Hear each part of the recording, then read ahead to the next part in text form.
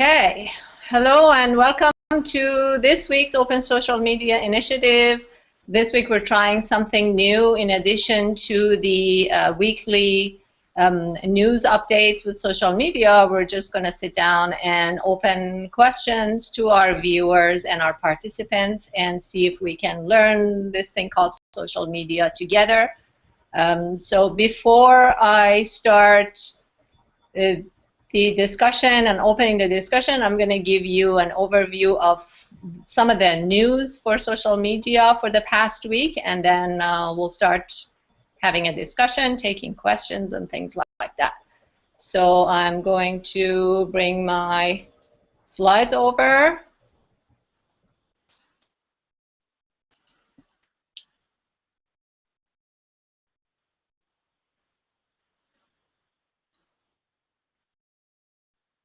Okay, this should. All right, awesome. Okay, let me make sure that it is seen in my. I always have a second computer testing to see if everything is showing well. So before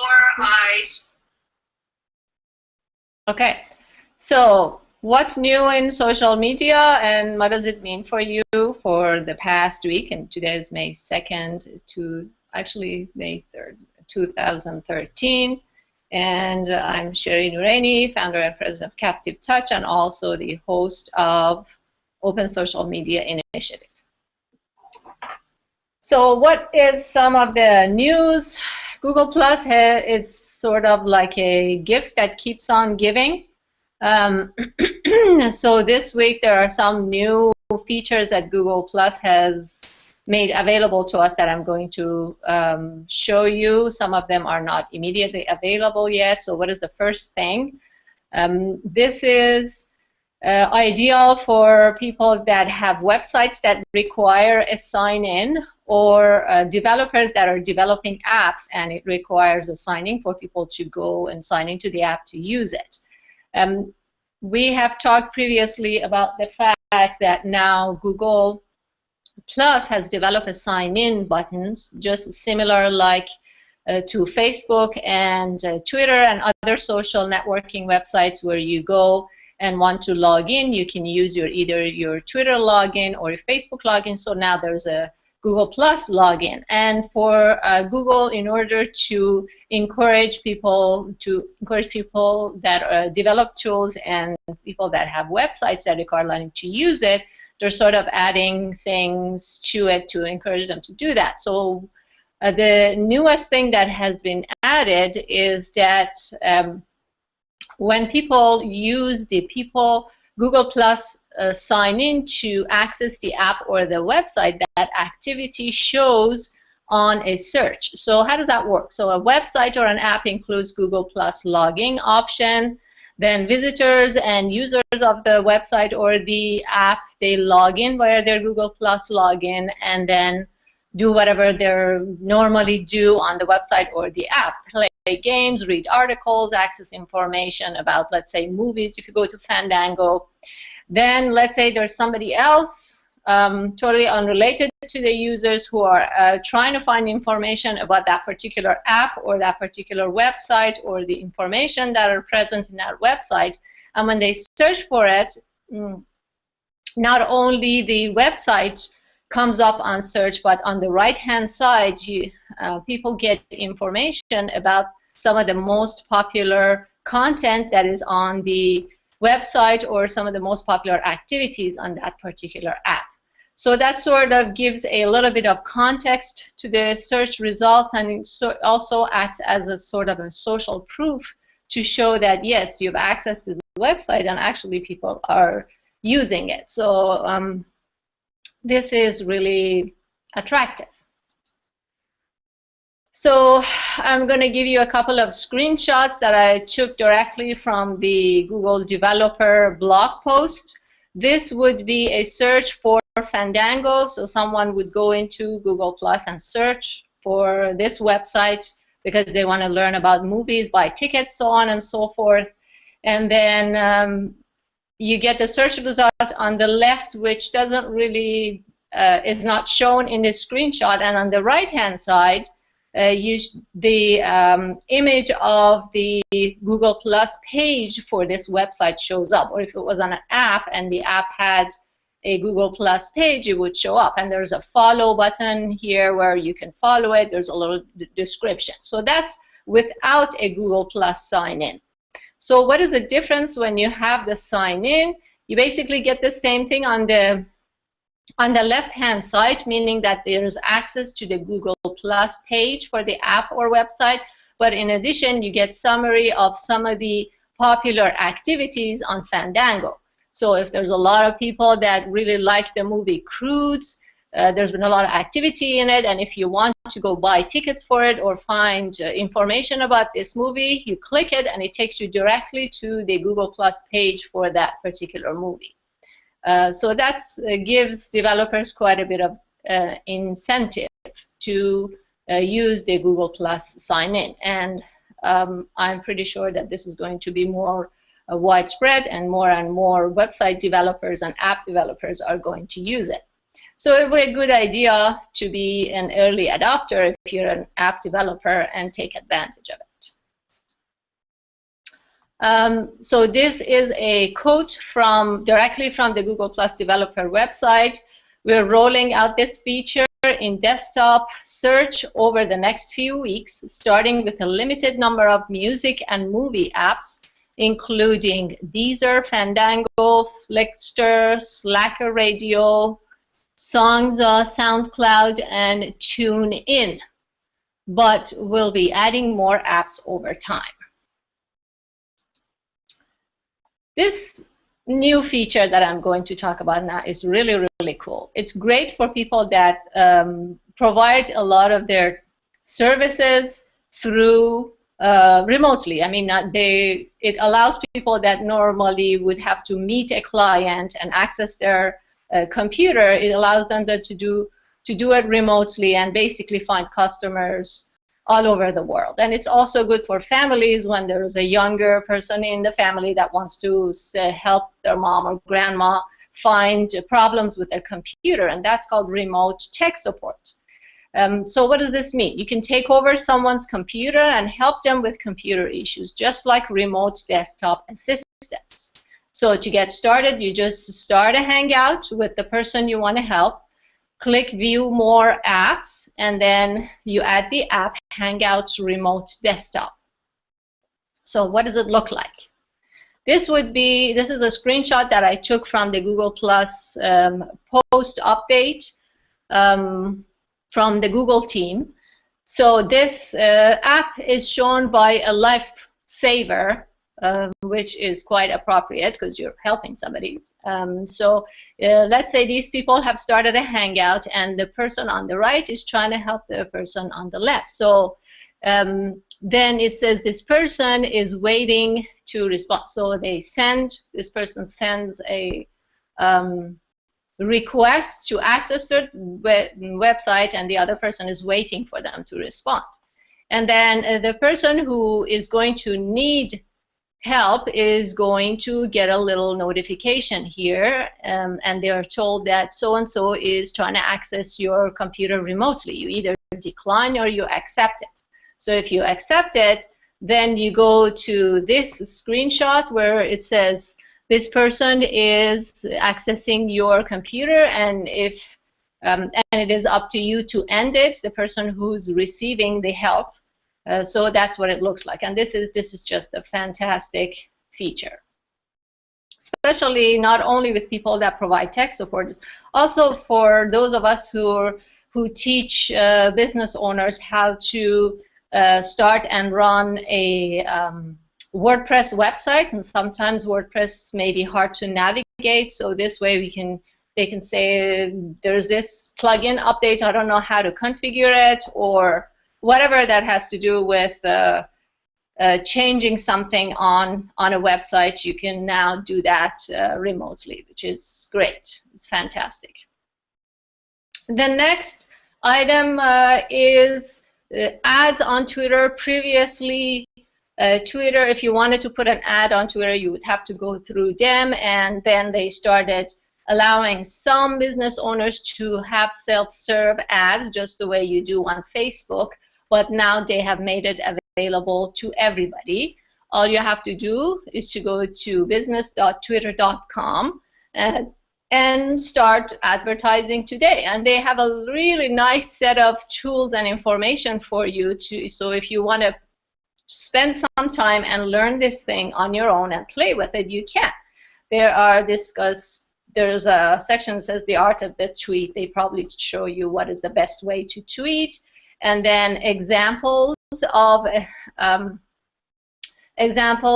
best tweets, and then the technology that you need. And if you scroll down that I'm not showing you, it's showing you examples of the ads that have performed really well, and lots of other training. So I encourage you to go to this website, spend some time, and learn. And it's a little tricky to get access, to get success with a Twitter ad, so it would be a good idea to see what other people that have done that has helped them succeed. Now, Facebook has been, according to the article that I read in Mashable, had something called Trusted Friends, which now they have retermed it to Trusted Contacts. And it has to do with the situation where you get locked out of Facebook. You either forget your password or your security questions, and you really can't get logged in. So what Facebook has made available is Trusted Contacts, which is basically your friends your friends on Facebook that are going to help you get back in. So this is a passage that I took directly from Mashable. When an account can't be accessed, Facebook will send different code numbers to your group of trusted contacts. If you have 3 people listed, you will need 3 codes to regain access. But if you have 5 selected, only 3 codes are needed. So each of your friends that you choose are going to get a separate code. And you have to have all the codes from all your 3 different friends in order to gain access back into your account.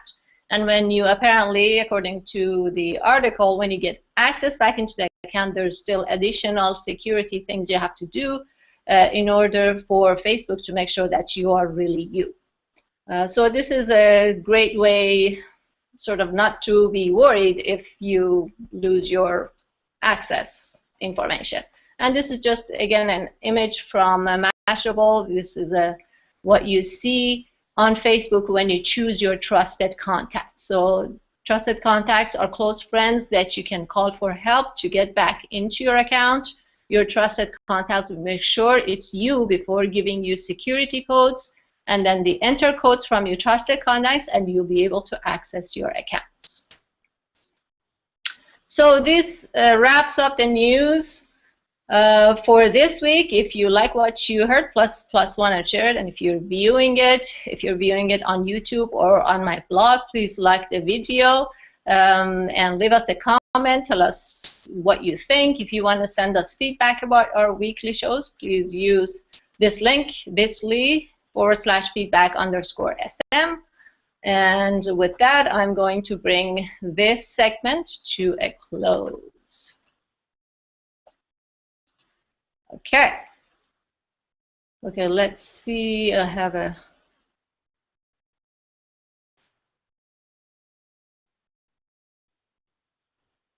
okay, all right. So Michael seems like he has CPU problems. Are you connected by Wi-Fi, Michael? Yeah, I don't know. I just had it installed yesterday. I was running it from my phone. Everything was going great, and I had put it on there, and I was hanging out. Everybody was going great. It was about an hour long, and then 45 minutes into it, my whole computer just shut down. So it's done that to me before, and what you want to do is make sure you're connected to the internet directly through a wire. See, that's what I've done. I don't do Wi-Fi anymore because that happened to me once, and my whole Hangout crashed. So I learned the hard way. Yeah. That's what's happening. So yeah. So moving forward, if you want to participate in Hangouts, because it's really resource intensive. So yeah, they're wonderful. It's absolutely a great way to communicate. Definitely. Okay, let's discuss. Why don't we start with introductions? Why don't you, I'm going to start with Beth. Beth, introduce yourself to everybody. Hi, everybody. I'm Beth Browning, and I reside in Philadelphia, Pennsylvania, and I am a search engine optimization consultant and instructor. And I'm trying to learn and absorb as much about social media as possible because it is very intertwined with SEO today. Yeah. Okay, Michael? I work in a small woman-owned small business that is primarily focused in aerospace, metal, and specialty stainless steel distribution. It's an interesting thing to be in my position. I'm 32 years old, and I grew up with a PC, so I understand computers and everything, and it's just a matter of trying to parse the disparity between the typical generation that's in demographic that's in my industry now, which is about twice my age, and the lack of social media in the whole industry. So I'm trying to be a little forward thinking and bring some potential elements that could give us better exposure in the future. Great. Okay. Okay. Good. Well, Michael, being of the generation that you're talking about, I'm doing my best to engage and understand the technology, and am having mixed but mostly good results. Social media for healthcare from sunny Seattle, Washington. Okay. All right. Okay, so anybody has any questions, anything you're baffled with, anything you'd like to talk about with respect to the news? It's interesting. Michael's position is interesting because if you're dealing with an industry that is not open to social media, you have that sort of hump to go over to get them. So basically, you're trying to get your industry, first of all, your company get into social media space, and then the industry? Yeah, I've come in and the company's 30 years old next year. And I've come in and designed a website for us twice, and I'm now in the stages of designing it for a third time.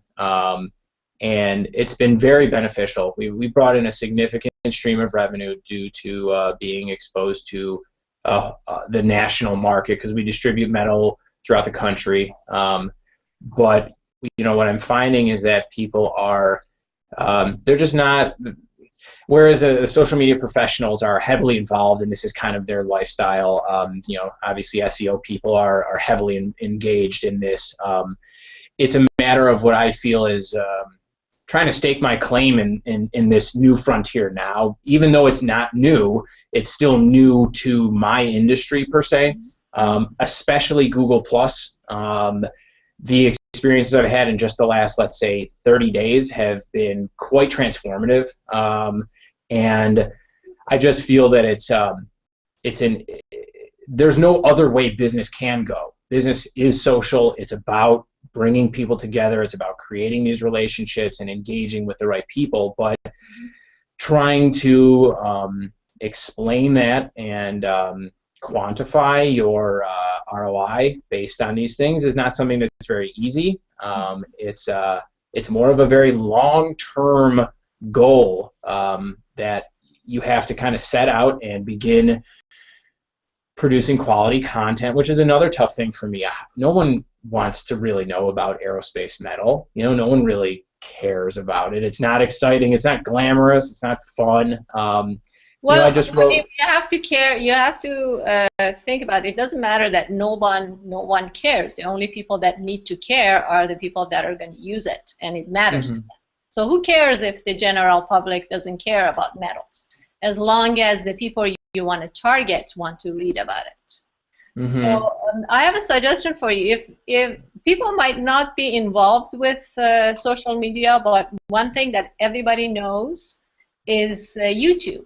So what I would suggest for you, if you want to reach out to your industry or explain something to them, I would suggest that you create a Google Plus page for your company Mm-hmm. Now with Google Plus page, you can have your own channel. So Mm-hmm. create a channel for your Google Plus page for your company and start recording short, informative videos. It doesn't have to be about metal. It could be about your industry. So people that you want to sell the metal to, what type of information would be useful to them? And then you can brand that with your company's logo and things like that. So you start not only being useful to them by providing them metal, you also provide news to them that matters, that makes a difference for them in their industry. You see what I mean? Yeah, absolutely. And I was actually just in a hangout last night with, I was watching one with Mark Traphagen and another gentleman named Todd. I can't remember. He was the CEO of, I think, Wirebuzz or something to that extent. And it's all about how he would bring in his clients and have an hour-long meeting and discuss their goals, their abilities, and pretty much break it down into 2 or 3 minute snippets and record each snippet and then consistently release those throughout, the developed plan. And it's just fascinating because, I definitely want to be able to do that. And I had posed a question which they didn't have time to answer, which was, I don't have, right now I'm talking on a webcam, it cost me $30.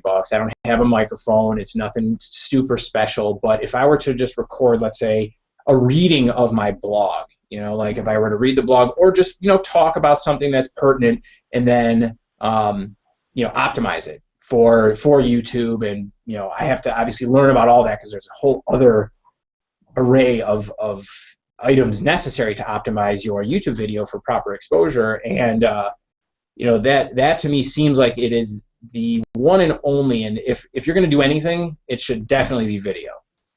Yes, definitely. But yes, it's important to optimize it for SEO. But do you guys have an email list?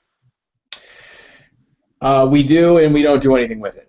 So it's something that we really need to start doing.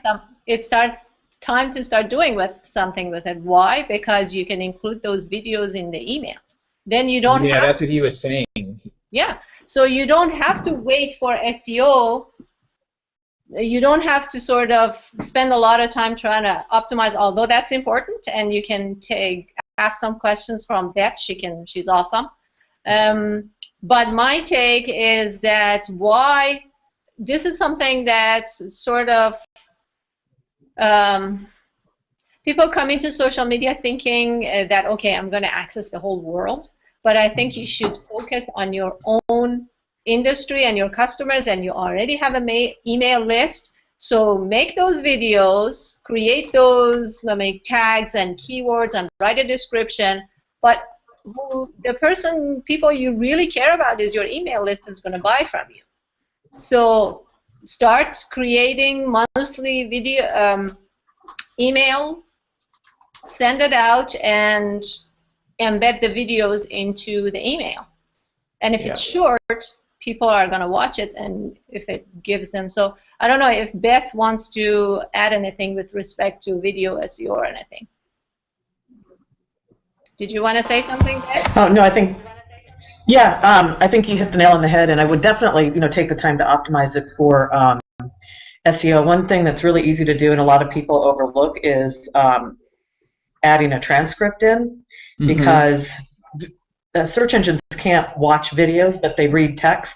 And so you can upload a Word document with a transcript into, and it's really easy to do, into your video, and then that creates the text that Google can index.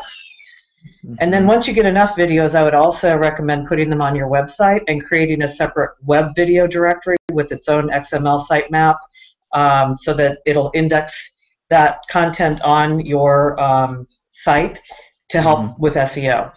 And you've already put the work into it, so it's just kind of getting double duty out of it. Absolutely. Absolutely. Anything you want to add, Scott? I noticed you pasted something in the chat box. Yeah. It's Wirebuzz, and Todd Hartley, I think, is his name. Yes. And he put together a terrific 20 or 30-minute video about exactly what you talked about. And what I did was I took that video and compressed it down to 7 minutes. And it's in the chat box right now, and you can take a look at it. And the reason I did that is that I'm pursuing the idea that if I can take something that is a longer form and to condense it down to something that's very short, people will be more likely to look at that, and that's the way I'm able to add value. So as an example, I will take an hour-long, I've done this 3 or 4 times, taking an hour-long hangout and then taking out as much stuff as I think I can and still keep it structurally okay. And I've gotten one down to 5 minutes, another one was 10 minutes, and another one was, I think, 20 minutes. And I kind of view the hangouts on air like a rough draft, and then the editing is bringing it down to kind of editing into a final version. Yeah, that would be ideal. And Scott did something for our previous hangout with Ray Hiltz. That kind of scenario is ideal when you do a live show like this one, where delays happen and mishaps happen, so it helps clean it up. But for you, Michael, since you're giving information, you can just write a script. You can pre-plan it because these are not live, correct? So your videos could be short, scripted, and you can just make a whole long one if you don't have a lot of time. And then, like Scott said, you can chop it down into little videos and give each, and from maybe 1 hour of work, you can create maybe, let's see, 6 videos for 10-minute videos. So you can 6 10-minute videos. And people don't really have a lot of patience looking at longer videos. So if you're going to embed it into your email, the shorter the better, and the more compact and information-packed, the better. And another beautiful thing about YouTube is that once you make the video, you can annotate it and you can put links in there. So let's say you talk about something, and then you can direct people, okay, if you're interested in more information, click on this link. It can take them to another video if you have a series, or it can take them to, let's see, yeah, it takes them to another video, takes them to a YouTube channel. It's limited the number of things it takes them to, but the beautiful thing is that you can make a whole series of videos and direct people to either the videos before it or after. Yeah. So one thing you want to learn is learn the YouTube video editor. It does a lot of different things. Do you think that video coming from a camera such as this, I mean, it's a 720 your image camera, just throw like a background back here and just go to town and start filming? Yeah, your image looks pretty good on my computer. And since it's better that you record it in a place in your office, it shows that you're in your office. So, yeah. Okay. Let me ask one more question. This is an easy one real quick. So if I hit this button to get the lower third to come on, it looks like it's backwards on my name? Yeah, we see it properly. Oh, you do see it properly? Yes, yeah. Okay, awesome. Thank you. So I guess that will answer my question. Okay, good. There's a Michael. There's a down at the bottom of the that little panel. There's a button that says "Mirror my own video," and if you click on that, it'll flip it for you. There it is. Thank you. I was wondering what that did. Because that makes me crazy to look at myself backwards and the name backwards. Yeah, I was wondering why just the name was backward, but when I hit that, now it's obviously showing me what I'm seeing, which kind of changes things a little bit. Yeah. So. Okay. Anybody has any other questions? Any issues? Well, I was just going to say, Michael, I think you're spot on everything that you're doing. I'm in healthcare, and that too has a really, uphill fight to try and get, people to accept social media and to see the vision and whatnot. And what I've done is I've gone to a hospital foundation instead of the hospital, and then I've gotten onto Hangouts with the new executive director, and he was resistant, but he didn't have much choice because he was brand new on the job, and I'm on the board of directors, right? And it was like 30 seconds into the hangout, and he was totally sold. And so I'm trying to get the president of the foundation onto Hangouts, and I haven't been able to for 3 months. So on Sunday, I started a Google community, and the topic of the Google community, I'm hoping, is very much of interest to Jim. And if it is, he will eventually take me up on it and actually look at it, and he'll see the members that I've assembled, and it'll be amazing to him. What is amazing to me is that I started the community and put it out to just a few 500 of my followers, and within 10 minutes I had 10 members, and now I've got 30 members, 36 members in the community, and they're all quality people. So I'm thinking, holy cow, what am I going to do now? I have to really nurture that community along to make sure that I'm respectful of them as well, and I want to be. It's a nice little community. Yeah. So those are two tactics, and then the third tactic, I don't know if it's transferable to your case, but the hospital foundation is going to go out to all of the health and human services organizations within the valley and interview them, the executive directors, exposing them to Google Plus and to Hangouts as well, raising our profile. They're the most popular kids on the block. We're brand new, so we'll get mileage out of that.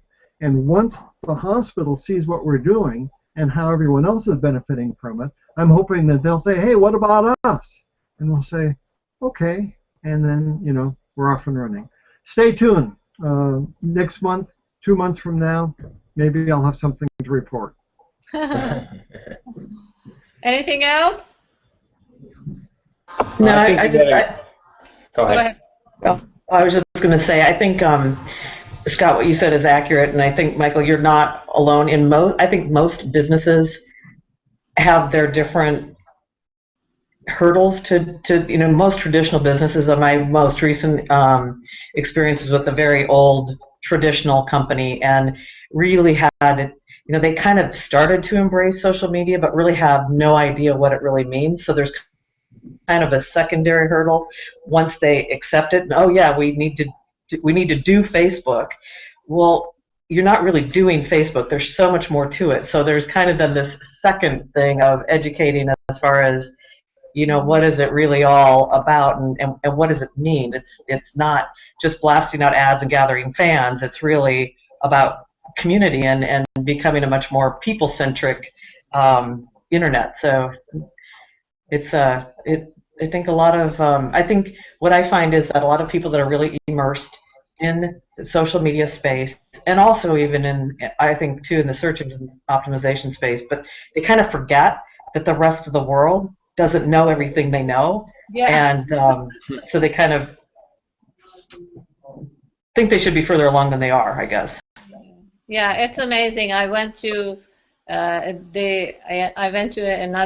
networking event, and it's amazing how many people you see in the upper level or even in the marketing departments that they're still so closed and scared of social media.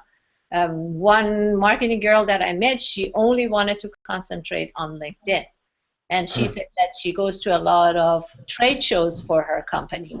And to me, if you're going to trade shows, you want to have a presence on Twitter, because every trade show and conference has a hashtag, and conference attendees always talk to each other. You get updates, but she just didn't want to entertain it. She thought the groups that she's on LinkedIn is enough. And then another woman I talked to, and she said, our marketing department is just not open to social media. They don't want to deal with it, which is quite sad. I mean, it's their loss, because that's the direction that business is going. And I think a lot of people are discouraged because they don't understand what it really takes. So I was responding to some post yesterday, and one of the great things about writing a lot is that you're typing along, and all of a sudden new thoughts arise to you. And it occurred to me, and I'm sure this will be true for other industries as well, and that is that there will be an increasing digital divide within these industries. Those that embrace it now and are the early adopters will benefit from it. And if there are others who don't do it, they'll be left behind, and there'll be a lot of catching up to do. Mm-hmm. So to frame it in terms of not only the digital divide with people, and you can see how powerful that is. If you don't know email, if you're intimidated by the PC, you're at a disadvantage in society in general. You wouldn't want our kids to be that way, right? Well, what's the difference between that and industries or companies within your sector? If they are intimidated by this new technology, it's not that the technology is going to go away. It's just that they're going to be, anonymous. They're going to be, irrelevant. Mm-hmm. Michael, can you tell us what sort of businesses, what sort of industries your company sells to? Yeah, we do a lot of raw material for bar stock, round bar, hex bar, flat bar, plate, sheet, pipe, tubing, and it's all a lot of stainless steel, and then specialty nickel grade alloys, and it goes into applications where people make parts that go into a fuselage, a jet engine, or Rolls-Royce makes jet engines, Lockheed Martin, Northrop Grumman, Boeing, BAE Systems, all these really big boys use a ton of this stuff. And we just became a woman-owned small business, which is great for government contracts, but it's a very dynamic industry, and there's a ton of competition, especially here. I'm outside of Chicago, where the market, based on current economic condition, is flooded with material, and that material is sold at the price that it can command based on the lack of demand thereof. So that is a disadvantage for us because we don't sell price; we sell service. We don't. We're capable of thinking out of the box and using our brains, which is really what we pride ourselves on. I actually just wrote what I think is my first real storytelling type blog, and I just published it on my page. I do have a Michelin Metals page. I just put it there. I just shared it under my Michael Bennett page, and it's about, it's my mom and dad who started this company in 1984, and we just had a government company call us the day after Christmas at 4 p.m. and they're like, we have a plane on the ground. It's Wednesday after Christmas. We have a plane on the ground. It needs to be off the ground on Friday morning. It's 4 p.m. on Wednesday. So I tell the story about how they contacted us at 4 p.m. We were able to deliver metal to a heat treater that night, so that when the heat treater arrived in the morning, they threw it in the oven. It cooled off by 2 p.m. and was packed and ready to go before we even had a purchase order from this customer, because they needed the metal that badly. So and then sent over the PO, everything worked out, and they had their metal within 36 hours. Well, normally heat treating metal doesn't happen overnight. It doesn't just, you don't just snap your fingers and heat treat metal. I mean, there are heat treat processes that take days. This only took 8 hours, but the fact is that this is a nationwide governing, aerospace user, and they said that there wasn't another person in the country that was able to help them. So it's trying to put that image out there, as opposed to competing for all the onesie-twosie stuff and all the stuff that we might not get at this point in time because everybody else has it. It's trying to put that out there so that people understand, kind of who we are. And so where do the decision makers usually hang out for your people that would make decisions? If this person that called you and people like him or her, where would they usually hang out? See, that's a good question. And they certainly aren't hanging out on social media. But to Scott's point, I just started a steel professionals community today. And it's called steel professionals, end users, buyers, and suppliers.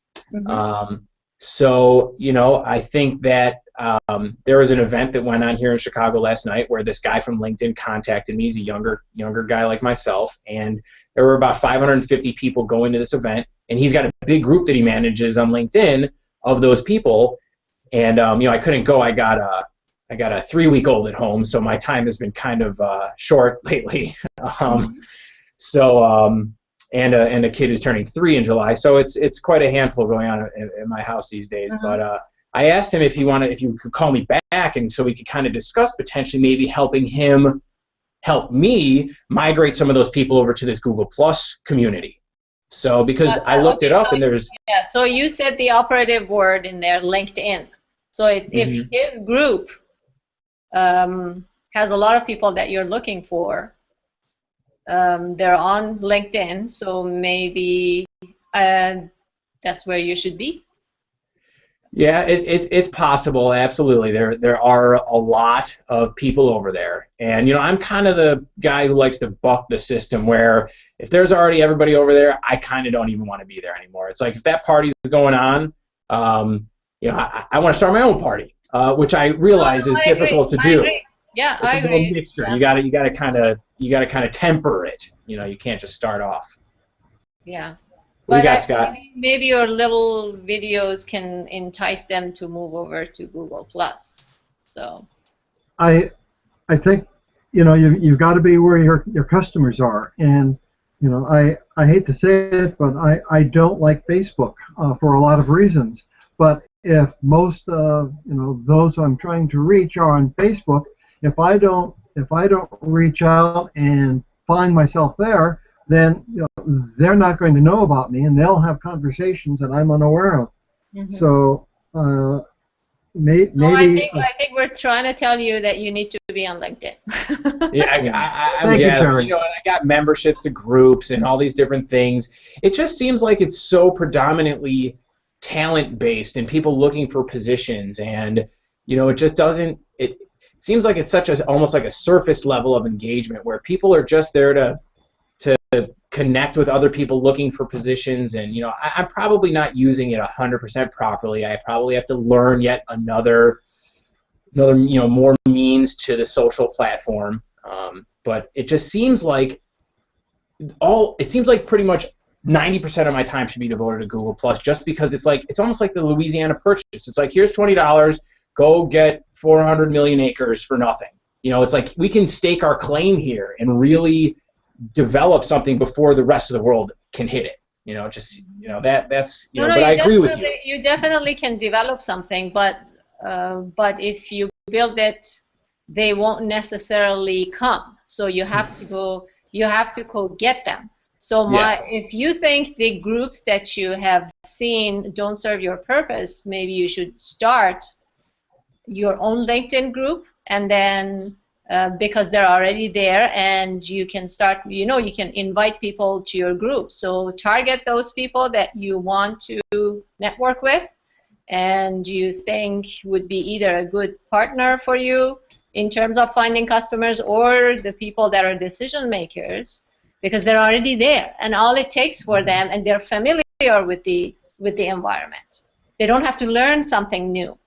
So once you get them into that group, and then you can start putting your short videos and say, I created this video on a Google Hangout, it's so cool, or whatever. So you can sell them Google Plus right on LinkedIn, and that's how I've migrated a lot of my Facebook people into Google Plus, because I have a Facebook business page, but I host my Hangouts on Google Plus, and I go there and invite people over here. And a lot of them just started Google Plus because they come in, they see the power of Hangouts, and they start playing with the platform. So use the path of the least resistance. So go to LinkedIn. That would I think how I would do it. Start that LinkedIn group, and then get people around, and then you can start posting your videos and talk about Google Plus there. But I would go ahead. Go ahead.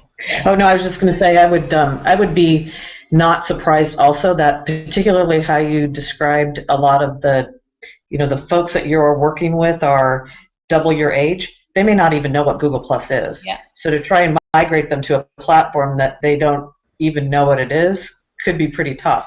So I would agree with Sherry's recommendation to start a LinkedIn group. Oh, we just lost him. I Yeah. think he was kicked out of the.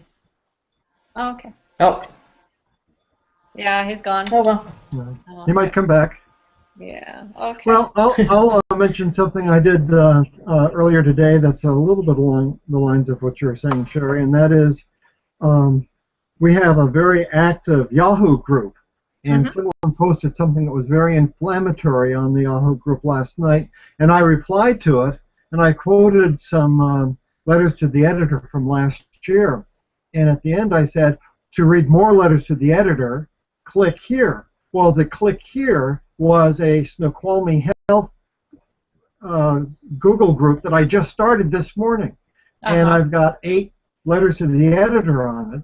And so they will click on it and they will go to Google, my community, and they won't know what they're seeing, but in the upper left-hand corner they'll see support SVHD, join Snoqualmie Health. And then they can click on it, and then they can join it. And they don't know what they're doing, but they're sure going to, if they're passionate about it, see what it's all about. Yeah, that's true. Well, okay, thank you very much for being with me today. This was my first open office hours for social media, and it looks like we were able to help Michael quite a lot. It was an interesting discussion, and I hope people can listen, learn something from the discussion we had. Michael, thank you very much, Beth and Scott, for your input and for your support, and I will see you next week. Bye-bye.